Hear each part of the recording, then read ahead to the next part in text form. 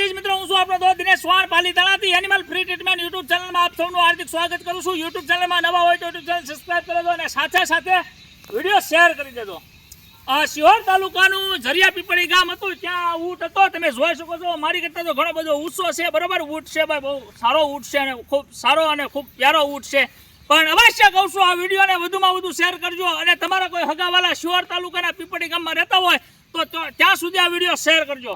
આ ઊંટ જે છે એ શિહોર તાલુકાના પીપળી ગામમાં અંદાજિત 8 મહિના કરતાં પણ વધારે ત્યાં જેના પગે તમે જે જોઈ રહ્યા છો એ પીડા છે, એ દુઃખ છે ને એ દર્દ હતું, ત્યાં કોઈ સારવાર થઈ શકે એવું કન્ડિશન નહોતી। એટલે મારા ખાસ મિત્ર મીરાભાઈ મકવાણા છે, એની સરસ મજાની નાની એવી ગૌશાળા છે ધનકુટ શાળા, ત્યાં હું આ ઊંટને રેસ્ક્યુ કરી અને લાવ્યો છું। કેમ કે આ ઊંટને લાવ્યો છું તો સવારી કરવા માટે નથી લાવ્યો, આની સેવા કરવા માટે લાવ્યો છું, આની કાળજીપૂર્વક સંભાળ લેવામાં આવે એના માટે આને લાવ્યો છું। ઊંટ ત્યાં ઘણા બધી દર્દ અને પીડા સહન કરતો હતો, એટલે ત્યાંથી મને કોલ આવ્યો કે દિનેશભાઈ આ રીતનો ઊંટ છે અને આ રીતની તકલીફ છે। તો મેં એને કીધું કે ભાઈ કાંઈ વાંધો નહીં, હાલો 100% આપણે બનતી મહેનત કરશું। સ્થળ પર જાય અને ઊંટની હાલત જોઈએ તો ઊંટની હાલત ખૂબ ગંભીર અને ખૂબ ભયાનક હતી।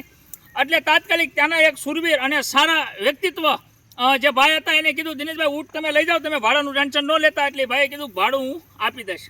એટલે ભાઈએ 1500 રૂપિયા ભાડું ગાડીવાળાને આપ્યું, ગાડીમાં ઊંટ ભરી અને હું મેં કીધું એમ કે મારા ખાસ મિત્ર મીરાભાઈ મકવાણા છે, એની નાની અમથી ગૌશાળા છે, ત્યાં લાવ્યો છું અને આ ઊંટને ગઈકાલે લાવ્યો હતો। ગઈકાલે પણ એને જે કાંઈ જરૂરિયાત હતી પૂરી પાડી હતી, આજે સરસ મજાનું અને પગે ડ્રેસિંગ અને જે કાંઈ જરૂરિયાત હતી એ બધી પૂરી પાડી દીધી। પણ એક અવશ્ય વાત કહું છું, આ ઊંટ છે ને ખૂબ સમજદાર અને ખૂબ પ્યારો ઊંટ છે।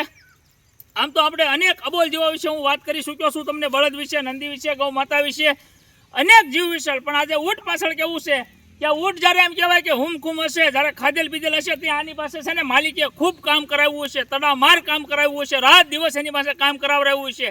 પણ ઊંટને પગે ઈજા થઈ અને ઊંટની પાસે કોઈ તાકાત ન રહી એટલે ઊંટને રિલીઝ કરી દેવામાં આવ્યો અને અંતમાં ઊંટને એમ કહેવાય ને કે દુઃખના રસ્તે છોડી દેવામાં આવ્યો।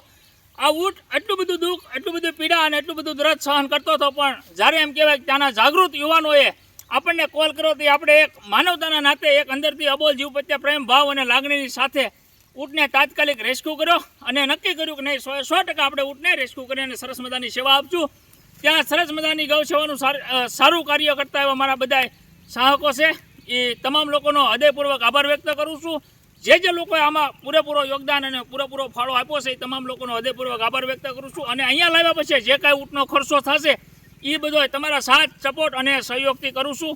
એટલે અવશ્ય કહું છું પહેલી વાર ઊંટનું રેસ્ક્યુ કરી અને લાવ્યો છું। આમાં ઘણા બધા ડૉક્ટરોની જરૂર પડશે, જે કાંઈ જરૂરિયાત ખાવા પીવાની છે બધી જરૂરિયાત પૂરી પડશે। પણ એક નાનકડી એવી રિક્વેસ્ટ કરું છું, આ વિડીયો તમારા 2-5 ગ્રુપમાં શેર કરજો, જેથી કરી અને મને વધારે સપોર્ટ મળે અને હું આ ઊંટ તેમજ અન્ય અબોલ જીવોની વધારે સેવા કરી શકું એ મહેનતમાં છું। મારો મોબાઈલ નંબર છે 9624 71 61 86, દિનેશ ચૌહાણ મારું નામ છે। આ ઊંટની અને 100% પહેલાં તો એક નાનકડી એવી વાત કહી દઉં, ઊંટની કાળજીપૂર્વક હું સંભાળ રાખીશ, કોઈ દિવસ કોઈ પણ જાતની ઘટવા નહીં દઉં, એ મારી જવાબદારી છે। એટલે અવશ્ય કહું છું તમે જે દ્રશ્યો જોઈ રહ્યા છો એ ગઈકાલના દ્રશ્યો છે। ગઈકાલે મેં ગાડીમાં ભર્યો અને ત્યાર પછી ત્યાંથી લાવ્યા હતા, એટલે ઊંટને એક સારું ફીલ થયું છે કે નહીં ભાઈ એના પગે આપણે વ્યવસ્થિત સારવાર આપી અને એને એક સારું અંદરથી એમ થયું કે નહીં ભાઈ આ લોકો તો સારા છે એટલે પ્રેમથી ઊભો છે, નકર ઊંટ આપણી પડખે નહોતો ઊભો, કાલે આપણે ઘણા બધા દોડાવ્યા હતા।